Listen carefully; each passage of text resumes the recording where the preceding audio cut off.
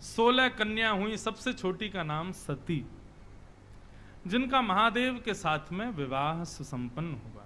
बंधुओं, माता सती के रूप में एक भाव कहा जाता है कि उन्होंने भगवान की परीक्षा ली, इसलिए महादेव ने उनका त्याग कर दिया। लेकिन इसके पीछे एक बहुत अंदरूनी छुपी हुई कथा है। अभी मानस जी की कथा कर रहे थे सोमनाथ में, तब उस कथा का उद्घाटन हुआ। महादेव और नारायण ये एक दूसरे के उपास्य भी हैं और उपासक भी हैं। ये बहुत सुंदर संयोग इस बार हुआ है कि श्रावण और अधिक पुरुषोत्तम मास एक साथ है, हरि और हर। इस समय हमारी आपकी तो क्या उपासना चल रही होगी, लेकिन यहां पर यदि वैकुंठ में दर्शन करेंगे तो ऐसा होगा कि महादेव नारायण के चरणों में लेटे होंगे और प्रणाम करके जैसे खड़े होते होंगे तो नारायण महादेव के चरणों में प्रणाम करते होंगे, दोनों एक दूसरे को प्रणाम कर रहे होंगे। यहां महादेव पंचामृत अभिषेक करते होंगे नारायण का, और फिर नारायण पंचामृत अभिषेक करते होंगे महादेव का। एक दूसरे की उपासना चल रही होगी। और हम भी ऐसे ही करें, हम भी देखो रोज करते हैं। हम अपने लाल जी की सेवा भी कर रहे हैं, उनकी उपासना भी हो रही है, और फिर अपने शालिग्राम भगवान के अभिषेक के जल से फिर हमारे गिरधर लाल जी, छोटे से लाल जी हमारे, ऐसे छोटे से उनके वो हैं शंकर जी, और उनका नाम पता है, हमारे ठाकुर जी का नाम गिरधर लाल और उनके शंकर जी का नाम गिरधर लाल लालेश्वर, गिरधर लाल के भी लाला। छोटे से स्फटिक के शंकर जी हैं, रोज उनका अभिषेक होता है। लेकिन अभिषेक किससे होता है? हमारे ठाकुर जी का जिससे स्नान होता है उस जल से शंकर जी का स्नान होता है। गंगा सबसे प्रिय है महादेव को, गंगा को अपने सिर पर धारण करते हैं। क्यों? क्योंकि गंगा नारायण के चरणों से निकली, इसलिए महादेव उससे स्नान करते हैं, उसको अपने सिर पर धारण करते हैं। तो महादेव और नारायण इन दोनों की भक्ति ऐसी एक दूसरे के प्रति, या महादेव भक्ति करते हैं तो फिर नारायण भी सोचते हैं इन्होंने इतनी की तो इससे दुगनी मैं इनकी करूंगा। तो क्या हुआ, एक बार भगवान कमल, सहस्त्र कमल चढ़ा रहे थे महादेव को, 1000 स्वर्ण के कमल, स्वर्ण कमल। अच्छा एक बात बताऊं आपको, महादेव के मंदिर में जब भी जाओ, चाहे विल्लुपत्र चढ़ाओ, पुष्प चढ़ाओ, कोई टोना टोटका नहीं बता रहा हूं मैं एक सामान्य भक्ति भाव बता रहा हूं। महादेव के मंदिर में जाओ, महादेव के ऊपर जल चढ़ाओ, चाहे अभिषेक करो, चाहे विल्लुपत्र चढ़ाओ, चाहे पुष्प चढ़ाओ, चाहे माला पहनाओ, अधिकतर लोगों का स्वभाव होता है कि मंदिर में जाते हैं ओम नमः शिवाय, ओम नमः शिवाय, ओम नमः शिवाय, ओम नमः शिवाय, ओम नमः शिवाय, ओम नमः शिवाय बोलते हैं। मेरा ऐसा मानना है, महादेव को महादेव का ही नाम सुनाओगे उससे उनको शायद इतनी प्रसन्न, ऊब गए होंगे, अब तो सुन सुन के पक गए होंगे, पूरे दिन मेरा ही नाम गाते रहते हैं। महादेव के सन्मुख जाके उनको जो प्रिय है वो नाम गाओ। मैं रोज अभिषेक करता हूं, लेकिन अभिषेक करते समय मेरे मुख पर होता है श्री राम जय जय राम। और हमने एक श्रृंगी बनवाई है बनारस से, वो जो श्रृंगी जिससे अभिषेक होता है उस पर भी राम राम राम राम राम राम, पूरी श्रृंगी पर राम लिखा है। लोग ओम नमः शिवाय लिखवाते हैं, हमने कहा नहीं, गंगा जल पंचामृत इस राम नाम के शब्द से स्पर्श करके तब महादेव को जाए तो महादेव भी प्रसन्न होंगे, मेरे राम आ रहे हैं। नारायण नारायण नारायण, श्री राम जय जय राम, ऐसे नामों का उच्चारण करते हुए महादेव पर जल चढ़ाओ, पुष्प चढ़ाओ, विल्लपत्र चढ़ाओ, महादेव और प्रसन्न हो जाएंगे, अति प्रसन्न हो जाएंगे। ओम नमः शिवाय सुनने से ठीक है थोड़े खुश होते होंगे, लेकिन राम नाम और नारायण नाम सुनकर के महादेव नृत्य करने लग जाते होंगे, वाह मेरा कोई, मेरे प्रेमी का प्रेमी आया है, वो प्रसन्न हो जाते होंगे।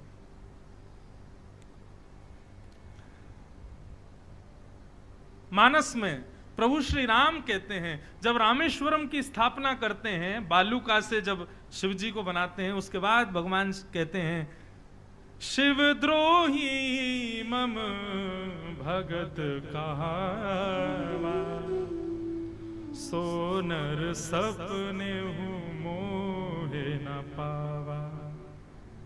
जो शिव से द्रोह करता है और मेरी उपासना करता है, राम जी कहते हैं, वो नर मुझे स्वप्न में भी नहीं देख पाएगा। और यही बात महादेव कहते हैं, जो राम जी से विद्रोह करता है और मेरी उपासना करता है वो स्वप्न में भी मुझे पा नहीं सकता, मेरी प्राप्ति नहीं कर पाएगा। इसलिए राम जी से द्रोह किया रावण ने। तो भले ही रावण के गुरु जी थे महादेव, लेकिन अपने 11वें रुद्र के रूप में महादेव ही हनुमान जी बनकर के आए और रावण को मारने में कारक बने। क्यों? क्योंकि शिव के उपास्य राम जी से विद्रोह किया रावण ने। इसलिए हनुमान जी महादेव के ही रूप में महादेव का ही रूप है हनुमान जी। अपने शिष्य को मारने आए, बोले भले ही मेरा भगत हो लेकिन मेरे ही इष्ट से ईर्ष्या करता है। तो कथा बंधुओं ऐसे है कि सती का जो प्रसंग है ना, उसके पीछे एक बड़ी अंदरूनी कथा है। कथा ऐसी है कि एक दिन भगवान सहस्त्र स्वर्ण कमल चढ़ा रहे थे महादेव को, और सहस्त्र कमल चढ़ा रहे थे, 999 चढ़ाए। जैसे ही 1000वां कमल उठाने लगे तो महादेव ने एक कमल गायब कर दिया। अब एक कमल नहीं मिला तो नारायण भगवान खोजने लगे, बोले कहां चला गया कमल, मेरी उपासना अधूरी रह जाएगी, आसन से उठ नहीं सकते, आसन सिद्ध है। महादेव बोले अब मजा आएगा, अब पता चले इनका संकल्प पूरा नहीं हो पाएगा, क्योंकि संकल्प कर चुके हैं कि 1000 कमल चढ़ाना है। भगवान ने बहुत देर खोजा, नहीं मिला तो महादेव मुस्कुराने लगे, बोले अब कहो नाथ, संकल्प पूर्ण कैसे होगा आपका? तो नारायण भगवान बोले उपाय है। बोले क्या? विश्व के सब लोग मेरे सर्वांगीण अंगों को कमल का उपमा देते हैं। हस्त कमल, चरण कमल, नेत्र कमल, नासिका कमल, मुख कमल, सब मेरा कमल ही कमल है। तो महादेव को जाकर के हृदय से लगा लिया, बोले मैं खुद ही कमल आपको अर्पित करता हूं, खुद को अर्पित कर रहा हूं। और जैसे ही महादेव को अपने हृदय से लगाया, महादेव भीग गए, नेत्र सजल हो गए। और महादेव ने आज घोषणा कर दी कि शिव का सबसे बड़ा भक्त यदि कोई है तो वो श्रीमन नारायण है, ये चतुर्भुज नारायण है। सबसे बड़े बड़े मेरे भक्त यही हैं। अब ये बात जैसे ही महादेव ने कही तो नारायण भगवान बोलने लगे, बोले अरे आपने हमको बड़ा बता दिया। अब देखो भक्ति में भी बड़ा बताना, ये भी भगवान को कष्ट दे रहा था कि आपने हमको बड़ा क्यों बता, हम भी आपको बड़ा बताएंगे, आप भी हमारे सबसे बड़े भक्त हो। महादेव बोले सिद्ध करके दिखाओ। बोले समय आने तो सिद्ध करेंगे। और सिद्ध कैसे हुआ?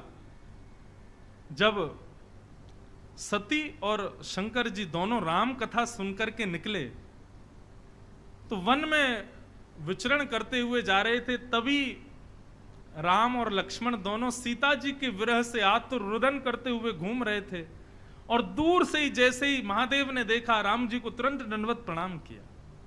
सती को बोला प्रणाम करो। बोले क्यों, ये कौन है? ये बोले वही है जिनकी कथा हम सुन के आ रहे हैं, सीता जी का हरण कर लिया है रावण ने, उनको खोज रहे हैं, जल्दी प्रणाम करो, ये वही जा रहे हैं। तो सती कथा तो सुनकर के आई थी, लेकिन दर्शन करने में उसको विश्वास नहीं हो रहा है कि ये भगवान है। अब ये कथा तो हम सबको पता है, लेकिन इसके पीछे अंदरूनी भाव है, कुछ अंत में पता चलेगा। सती को लगा कि ये भगवान नहीं हो सकते। अरे भगवान तो निर्विकार निरीह हैं, निर्विकल्प हैं, उनको मोह नहीं हो सकता, ये पत्नी के मोह में रो रहे हैं, ये भगवान कैसे हो सकते हैं? तो उनकी परीक्षा लेने के लिए सती सीता जी का रूप धारण करके गई और कुछ नहीं किया, बस राम जी के आगे आगे चलने लगे। लक्ष्मण जी और राम जी दोनों ने जब सती को देखा, सीता जी का रूप धारण करके गई थी, लेकिन जैसे ही सती ने पीछे मुड़ के देखा तो राम जी हाथ जोड़ के खड़े थे और प्रणाम करते हुए बोले मां अकेली आई हो, महादेव नहीं आए साथ में। अब तो सती घबराई, बोले कि मैं तो सीता का रूप धारण कर, इन्होंने पहचान लिया मुझको। तुरंत भागी वहां से, दौड़ करके महादेव के पास गई। महादेव बोली क्या हुआ? बोले नहीं, मैं तो दूर से दर्शन में आनंद नहीं आया, पास से देखने गई थी भगवान को कैसे दिख रहे हैं। परंतु महादेव तो जानते हैं क्या हुआ है। महादेव जब लौट करके आए तो बंधुओं सती इतनी प्रिय है भगवान महादेव को कि भगवान शिव अपने गलों में मुंडों की माला भी जो धारण करते हैं ना, एक बार पार्वती ने क्रोध करके पूछ लिया मुंड माला किसकी पहनते हो? तो भगवान महादेव ने स्पष्ट कर दिया, बोले हम तो अमर हैं, परंतु हर बार कुछ समय के बाद आपको जाना पड़ता है, तो आप जब चली जाती हैं तब आपके मुंडों को ही हम अपनी माला में पहन लेते हैं और सदैव अपने हृदय से लगा करके, इतनी प्रिय है सती। वही सती पार्वती बन के आई, वही हर कल्प में नए नए रूप धारण करके सती ही आती हैं भगवान के पास। इतनी प्रिय है सती, कभी अपने से अलग नहीं करते सती को।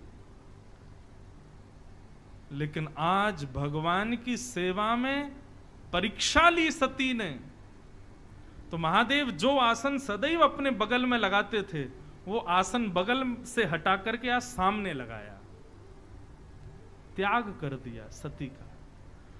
और जैसे ही आसन सन्मुख लगाया, सती समझ गई कि मेरा त्याग हो गया है। हम लोग कथा यहीं तक जानते हैं कि भगवान शिव ने सती का त्याग कर दिया, और उसके बाद में फिर आगे कथा आती है कि वो वहां जाकर के सती ने अपने आप को सती कर दिया कि अब इस देह को वो स्वीकार नहीं करेंगे। लेकिन वास्तविकता इसमें क्या थी? वास्तविकता इसमें यही थी कि सती एक बार नारायण के पास गई और नारायण से जाकर के कहीं, बोले हमारे महादेव बड़े व्याकुल रहते हैं। नारायण बोले क्यों? बोले वो सहस्त्र कमल वाली कथा में आपने खुद को अर्पित किया, तो भगवान हमारे महादेव ने आपको अपना सर्वश्रेष्ठ भक्त बता दिया। तब आपने कहा था कि हम भी आपको सर्वश्रेष्ठ भक्त बताएंगे। तो वो सदैव इसी चिंतन में रहते हैं कि मैं तो इतना बड़ा त्याग कर ही नहीं सकता। नारायण ने तो अपने संपूर्ण देह का मुझ पर त्याग कर दिया, संपूर्ण शरीर ही मुझको अर्पित कर दिया, मैं क्या त्यागूं उनके लिए? उनको सदैव यही चिंता रहती है। तब नारायण भगवान ने बताया, बोले देखो महादेव को सबसे प्रिय हो आप, मेरे लिए यदि वो आपका त्याग कर देंगे तो वो मुझसे भी श्रेष्ठ भक्त हो जाएंगे।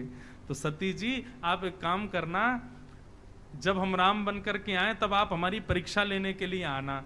जब आप हमारी परीक्षा लेने के लिए सीता स्वरूप धारण करोगी, तब महादेव के मन में भाव आएगा, अरे ये तो मेरी पत्नी अब मेरी माँ के रूप में जा चुकी है, अब माँ को मैं पत्नी रूप में नहीं देख सकता। उस दिन महादेव आपको हमारी सेवा के लिए त्यागेंगे। उस दिन हम घोषणा कर देंगे कि हमारे भी सबसे बड़े भक्त महादेव हैं, उनसे बड़ा भक्त कोई नहीं है। आज सती का जैसे ही त्याग किया, सन्मुख आसन पधराया, इतने में ही शंख चक्र गदा पद्म धारण करके नारायण प्रकट हो गए और बोले, महाराज मेरे लिए आपने अत्यंत प्रिय सी, युग युगों तक जिनका संग आप करते हो, ऐसी सती का आपने त्याग कर दिया। मैं आज घोषणा करता हूं कि नारायण के सबसे बड़े भक्त महादेव हैं। और इस लीला को, इस महादेव के विषाद को पूर्ण कराने में सहायक कौन बनी? सती। ये इसके पीछे की अंदरूनी लीला है। ऐसी सती का चरित्र यहां पर बताया गया। और फिर वही सती अपने प्राणों का त्याग कर देती हैं और पुनर्जन्म लेकर के हिमालय की पुत्री बनकर के प्रकट होती हैं। हिमालय की पुत्री पार्वती के रूप में आती हैं और तब यहां पर महादेव को स्वीकार करती हैं। बोलो उमापति महादेव की जय। नमामि शमीशान निर्वाण रूपं विभुं व्यापकं ब्रह्म वेद स्वरूपं नमामि शमीशान। श्रावण मास है, गंगा जी का तट है और ये ऋषिकेश की भूमि है। महादेव को याद करो। नमामि शमीशान निर्वाण रूपं विभुं व्यापकं ब्रह्म वेद स्वरूपं नमामि शमीशान।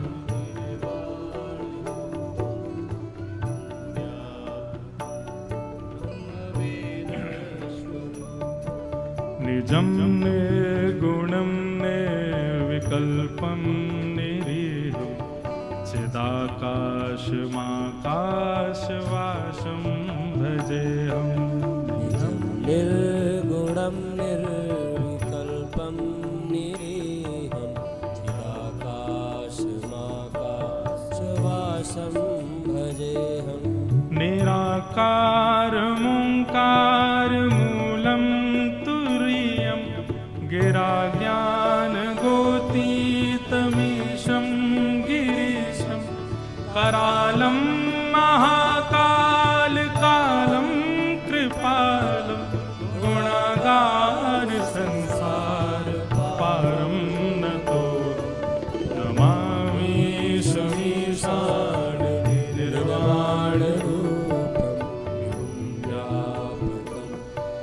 ब्रह्मवेदस्वरूपं नमामि शमीशान निर्वाणरूपं एवं व्यापकं ब्रह्मवेदस्वरूपं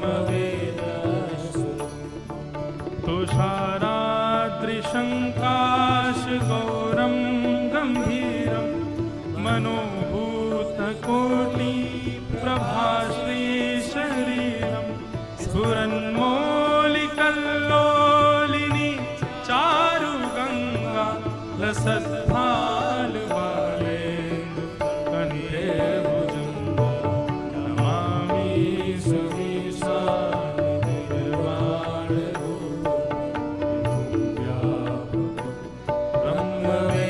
ब्रह्मवेदस्वरूपं ते नमामि शमीशान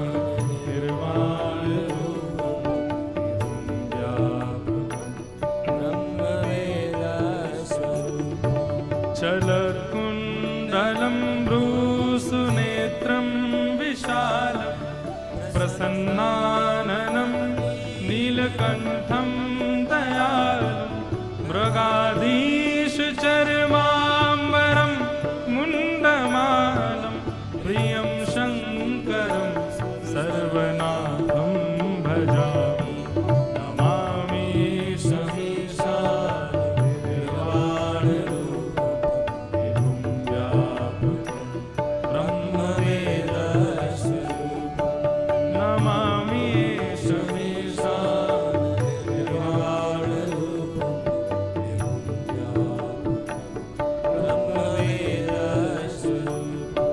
प्रचण्डं प्रकष्टं प्रगल्भं परेशम् अखण्डं अजं भानुकोटिप्रकाशं त्र्यः शूलनिर्मूलनं शूलपाणि भजेऽहं भवामि पतिं भावगं नमामि शमीशान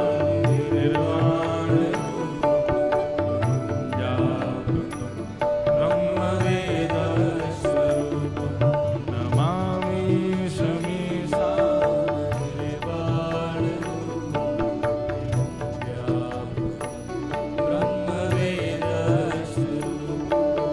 कलातीत कल्याण कल्पान्तकारी सदा सज्जनानंद दाता पुरारी चिदानंद संदोहो आपहारी प्रसीद प्रसीद प्रभो मन्मथा नमामि शमीशान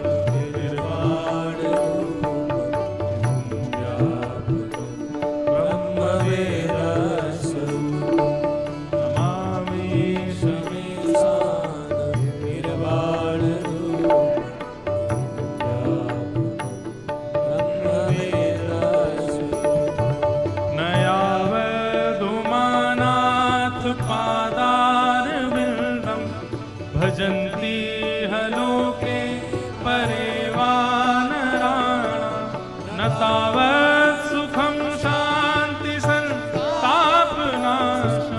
प्रसीद प्रभो सर्वभूतादिवासं नमामि शमीशान निर्वाणरूपं ब्रह्मवेदस्वरूपं नमामि शमीशान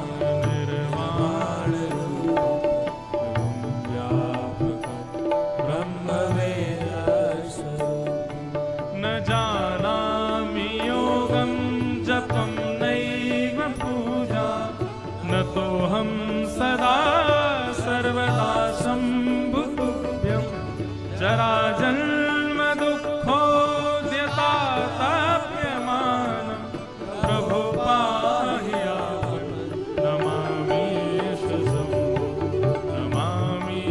शमीशान निर्वाणरूपं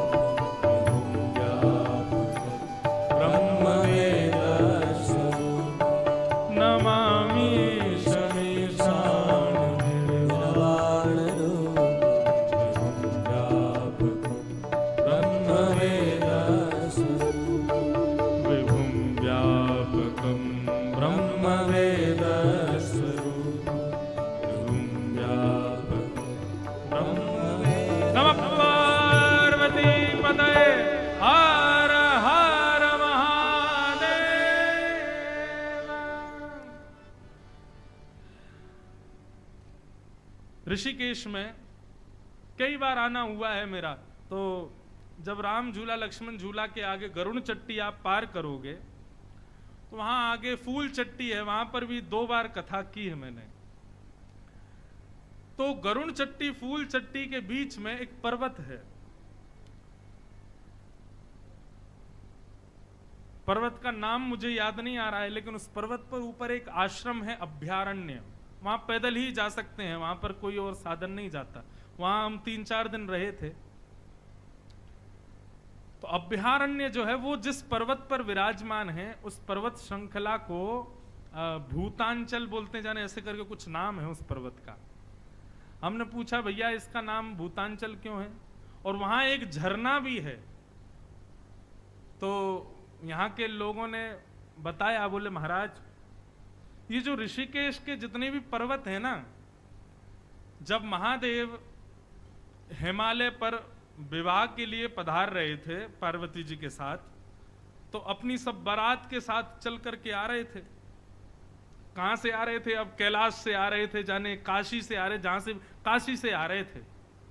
तो जब ऋषिकेश पहुंचे तो यहाँ के पर्वतों पर सारी बारात ने बैठ करके थोड़ी देर विश्राम किया, और यहाँ जो थोड़े बहुत झरने वहां से पानी पिया। तो ये एक विशेष प्रकार से सारे भूत यहीं रहे थे इन्हीं पर्वतों पर, और यहाँ रह करके उन्होंने स्नान ध्यान और भोजन पानी आदि सब किया था। तो 3-4 दिन तक बारात यहीं रुकी थी ऋषिकेश में महादेव की। उसके बाद आगे ऊपर हिमालय पर प्रस्थान किए थे। तो 2, 4, 5 यदि रह गए हों तो कभी कभी दिख जाते हैं रात में किसी को बारात के लोग। तो इसलिए रात्रि में ज्यादा घूमिएगा मत ऋषिकेश में। कहीं एक आध कोई बाराती मिल गया तो कहो, आपसे पूछे बारात गई थी आपने देखी, मुझे भी ले चलो, आप भी चलो संग में। तो इसलिए ये सब विनोद की बात है। लेकिन वहां उस पर्वत की यही कथा थी। हमको पहले 2 दिन तो हम लोग रात में घूम रहे थे 1-1, 2-2 बजे तक। जब हमको कथा सुनाई तो हम 10 बजे ही सो जाते थे कि यहाँ बाहर निकलना उचित नहीं है। और फिर 2 दिन तक हम एक झरने में नहा रहे थे। तो हमने वहां एक व्यक्ति से पूछा, मैंने इस झरने की विशेषता क्या? बोले महादेव की जब बारात रुकी तो भूतों ने इसमें पानी पिया था। मैंने कहा हम 2 दिन से नहा रहे थे भैया इसमें। तो इसलिए यहाँ पर गंगा जी को छोड़ बाकी सब स्थानों को प्रणाम मात्र ही करना, स्नान आदि सब झरना वरना पानी मत पीना यहाँ पे, हम वहीं स्नान करना सब। तो ऐसा अद्भुत महादेव का प्रसंग थोड़ा सा भागवत में सुनाया गया, सती चरित्र। उसके बाद उत्तानपाद राजा की कथा, जिनके पुत्र हुए ध्रुव। उत्तानपाद राजा की 2 पत्नी हैं, सुनीति और सुरुचि, और दोनों से एक एक पुत्र हुए, उत्तम और ध्रुव। छोटी पत्नी की तरफ ज्यादा आसक्ति होने की वजह से बड़ी पत्नी का त्याग कर दिया, छोटी पत्नी के साथ रहने लगे। बड़ी पत्नी के पुत्र ध्रुव के मन में इच्छा हुई मैं भी पिता की गोद में जाकर के बैठूं, पर छोटी मां ने कहा वन में जाकर के भगवान को प्रसन्न करके उनसे वरदान के रूप में मांगो कि छोटी मां के गर्भ से जन्म लूं, तब तुम इस पिता की गोद में बैठ सकते हो। ध्रुव जी बहुत रोए अपनी मां के पास आके, बोले छोटी मां ने कहा है वन में जाके भगवान का भजन करके तब उनसे कहो मैं छोटी मां के गर्भ से जन्म लूं, तब तुम आके इस राज्य गद्दी पर बैठोगे। मां हो तो ध्रुव की मां जैसी। ध्रुव की मां ने समझाया बेटा, मां ने क्या क्या कहा सब बातों को विशेष ध्यान मत दो, ये कहा वन में जाके भगवान का भजन करो, इस बात को स्वीकार करो। श्रोता के 4 लक्षण होते हैं, सुनने वाले के 4 लक्षण होते हैं, चातक, हंस, मीन और सुक। इन सब विषयों पर मैंने कई बार विस्तार से प्रवचन किया है, पर थोड़ा सूक्ष्म में कह चलूं, अब कृष्ण जन्म भी करना है, कथाएं बहुत हैं। तो चातक का स्वभाव होता है कि वो गंगा जल भी नहीं पीता प्यास लगती है तो। गंगा जल जिनकी वेद पुराणों में इतनी महिमा बताई गई, चातक उस गंगा जल को भी नहीं पीता। क्यों? क्योंकि वो प्रेमी होता है बादल से गिरने वाले स्वाति के जल का, और अपने प्रेम के आगे उसको दुनिया के कितने भी लोग वेद पुराण कहते हैं गंगा का जल ऐसा, गंगा का जल वैसा, लेकिन चातक कहता है कितना भी हो, लेकिन मेरा प्रेमी तो काले बादलों का जल है, मैं उसी को ही पान करूंगा। उसके आगे चाहे अमृत क्यों ना रख दो, मैं उसको स्वीकार नहीं करूंगा। कथा का श्रोता प्रेमी ऐसा ही होना चाहिए। उसको कितने भी प्रलोभन दिए जाएं, ऐसा कर लो ऐसा कर लो, लेकिन कथा का समय है तो उस समय सारे प्रलोभनों को छोड़े, केवल कथा को स्वीकार करे। ये चातक प्रवृत्ति के श्रोता।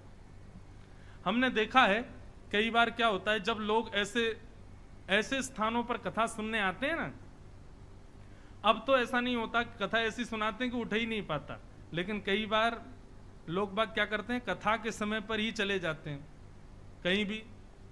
और किस भाव से जाते हैं, अरे कल सुन लेंगे, आज घूमे आते हैं थोड़ा। नहीं, आप चातक की प्रवृत्ति के रहो। हमने सुबह की कथा रखी इसलिए ताकि पूरे दिन डोलो, सुबह कथा सुन लो, हमको छुट्टी दो, फिर कहीं जाओ। शाम की कथा में बंद जाओगे, क्यों? बोले सुबह उठो, खान पान को, फिर कथा का इंतजार 3 बजे से कथा 6-7 बजे तक, ना सुबह के कच रहे ना रात के। इसलिए हमने सुबह ही कथा रखी, क्योंकि हमको भी कई आश्रमों में जाना होता है, ऋषिकेश आते हैं तो हरिद्वार भी जाना होता है, सुबह कथा करके सब फ्री हैं। लेकिन विशेषता यह है कि भैया कथा के आगे बहु व्यंजन भी मिले, अमृत भी मिले, उसका त्याग करो, कथा को प्रधानता दो। ये चातक प्रवृत्ति, चातक। दूसरी श्रोता की स्थिति होती है हंस। हंस का स्वभाव क्या होता है? हंस के आगे दूध और पानी मिलाकर के यदि बाल्टी में रख दिया जाए तो हंस दूध पी जाता है, पानी छोड़ देता है। श्रोता को भी ऐसा ही होना चाहिए। बोलने वाला कुछ भी बोले, लेकिन हमको सुनना वही है जो हमारे लिए उपकारी है, जो हमारे लिए हितकारी है। यही बात ध्रुव जी की मां समझा रही, बेटा हंस बनो। मां ने कहा वन में जाकर के भजन करो, भगवान प्रसन्न हो जाए। उसके बाद मां ने क्या कहा कि उनसे वरदान मांगना, मैं छोटी मां के गर्भ से जन्म। ये सब बातें पानी है तुम्हारे लिए। तुम्हारे लिए दूध क्या है कि वन में जाके भजन करो, इसको स्वीकार करो। तुम्हारे लिए जो उपयोगी है केवल उसको स्वीकार करो। ध्रुव जी की मां ने कहा बेटा तू कल परसों नहीं, अभी इसी वक्त जा और वन में जाके भगवान का भजन करो। ध्रुव महाराज वन में गए, नारद किया, नमो भगवते तुभ्यं वासुदेवाय धीमहि प्रद्युम्नाय निरुद्धाय नमः संकर्षणाय च। ओम नमो भगवते वासुदेवाय। बंधुओं, पुरुषोत्तम मास चल रहा है। इस मास में जितना हो सके, मैंने पहले दिन ही कथा में बताया था, सबसे बड़ा नियम क्या है पुरुषोत्तम मास का? भगवत वैष्णवों का दर्शन, भागवत की कथा श्रवण, और वैष्णव जो भगवान के भक्त हैं उनका दर्शन। भगवान के दर्शन की ज्यादा प्रधानता नहीं है, भगवान के भक्तों के दर्शन की प्रधानता है पुरुषोत्तम मास में। और भगवान नाम गुणानवाद, तो भगवान नाम गुणानवाद में कौन सा नाम गाएं? तो सबसे श्रेष्ठ है ओम नमो भगवते।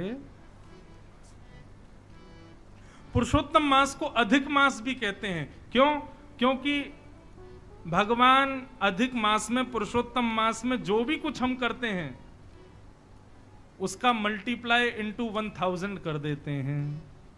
तो आप जो भी करोगे, आप एक गोता लगाओगे तो वो एक काउंट नहीं होगा, वो 1000 ही काउंट होगा। गंगा जी में एक गोता भी लगाओगे तो 1000 ही गिना जाएगा। तो सोचो 10-15 दो गोते लगा लिए तो कितने माने जाएंगे?